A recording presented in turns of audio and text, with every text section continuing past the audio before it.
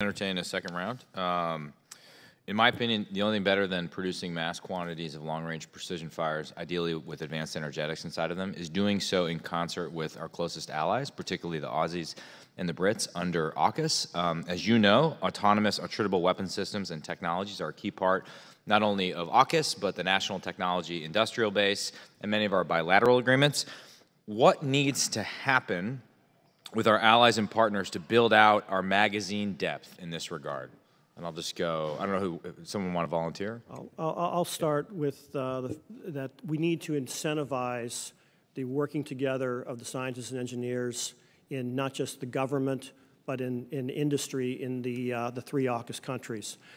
And in that regard, there is a need to reform our export control and our ITAR process.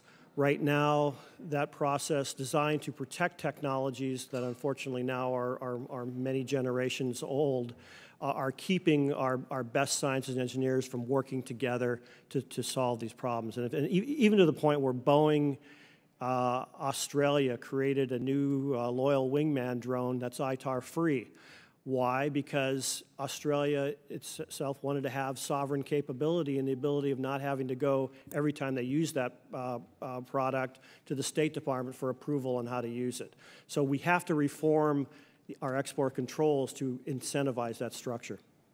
That's a starting point, clearly, and to build on Bill's point, Australia is concerned that if they provide the Ghost Bat to the U.S. military and then the U.S. military modifies it, then the Australians will not be able to get it back because now it'll be ITAR controlled. So there would be a version of Ghost Bat that we use that's maybe more sophisticated, and the version Australia has is still whatever baseline.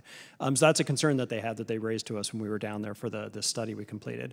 I'd say the other big thing is the scientists are all working together. We talked with these guys, and they're very interactive right now. But there's not a demand signal for buying the systems and fielding them and doing the experimentation, because right now there's no experimentation venues that are across all three allies where they're actually looking at prototypes of these systems being employed in real operational settings.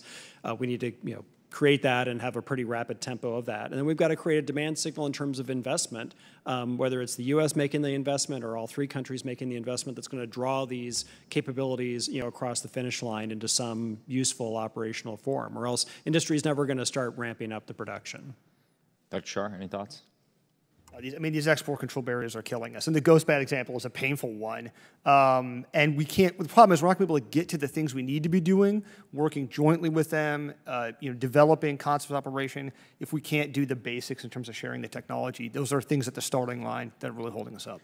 And also, at the most basic logical level, if the problem is PLA mass, they can produce a lot of stuff, and we can't sort of counter that one for one, then the logical thing to do would be to assume risk and work with our partners and allies, which is our asymmetric advantage, right? They don't have allies and partners. They have vassal states. And right. Create complexity for them, create uncertainty, multilateralize the problem. Make it more difficult for China to feel like they're going to get a free shot at a place like Taiwan. Yeah.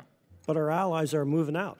So, for example, not just Ghost Bat, but Ghost Shark, which is essentially a commercial unmanned submersible that's going to be take commercial technology from actually the U.S.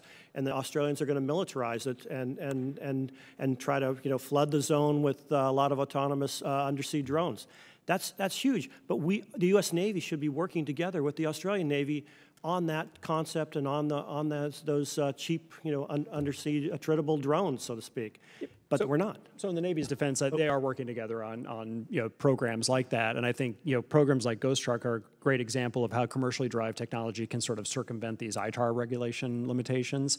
But I think again, there's no prototyping environment for them to go and actually go play with these things, and there's no demand signal to buy them. But I'd argue the Navy is also cognizant of the fact is that if it does go in on Ghost Shark, it ruins it for the Australians and ruins it for them because they will be ITAR'd. Clark's contractually obligated to defend the Navy. He's a homer. So, okay. I probably can't ask this next one in 25 seconds. Okay. Well, I'm going to do a third round anyways. So, yeah. But do you want to ask a question? I just have one okay. question. I'll yield.